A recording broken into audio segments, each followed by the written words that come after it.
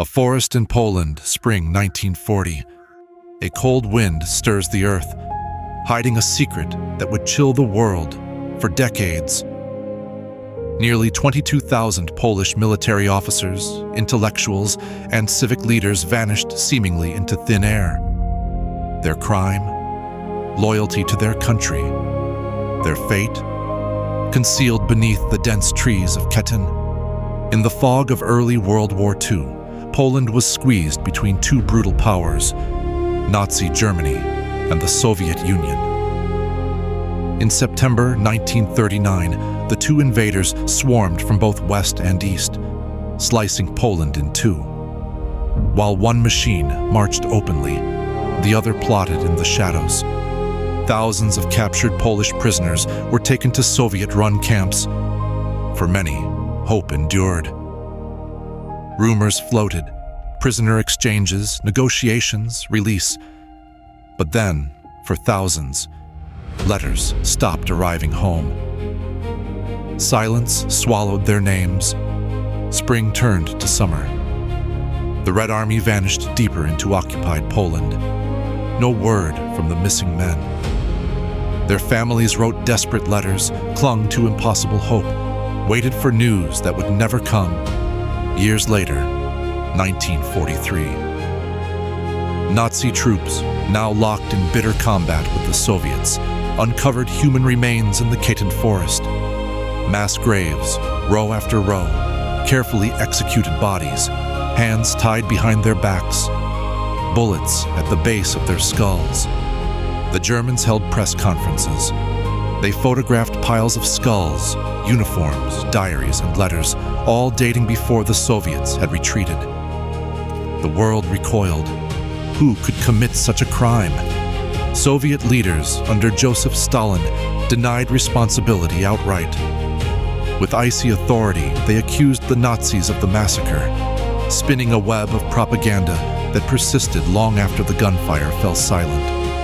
The West, Britain, the United States, suspected the grim truth. Secretly, they gathered evidence, read Polish reports, charted the Soviet timeline. But war was war, and Stalin, at the Allied table, could not be offended. For years, the Katyn question was buried beneath the rubble of global strategy. Families mourned in silence. Polish exiles kept the cause alive from London to Chicago.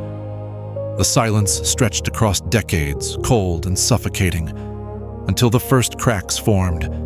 As the Iron Curtain wavered in the late 20th century, Soviet leaders finally confessed.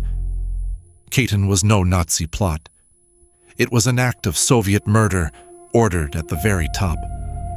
The documents, signed in Stalin's unmistakable script, were made public in 1990, sparking fresh grief and a fierce new determination to remember. But why? Why slaughter men who might have helped build a post-war Poland? The answer: to cripple a nation at its roots. By killing intellectuals, officers, doctors, and priests, Stalin sought to erase not just resistance, but an entire identity. It was a calculated strike against the heart of Poland itself. Katyn stands as a symbol, not just of atrocity, but of the struggle for truth. For decades, falsehood reigned. For generations, memories flickered in secret. The forest was quiet, but its silence screamed. Some victims were buried as enemies of the state, unremarked. Others, named by dog tags or the letters found buried with them, became mourned martyrs of the lost Poland. The echoes of their voices still haunt the trees. Today, memorials dot the Katyn site. Names inscribed in stone, flowers resting at the base, reminders that history, no matter how deeply it's buried, demands to be unearthed.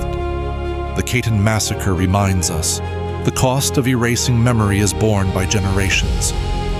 The truth, however fragile, finally broke through, a warning and a legacy written in blood and bone. Who writes history? Those who wield the pen, or those who try to silence it? As you walk through the quiet of Katyn, you'll feel history's gaze staring back. And if you listen, you'll hear a question whispered by the trees. What other truths still lie hidden, waiting for the world to dig deeper?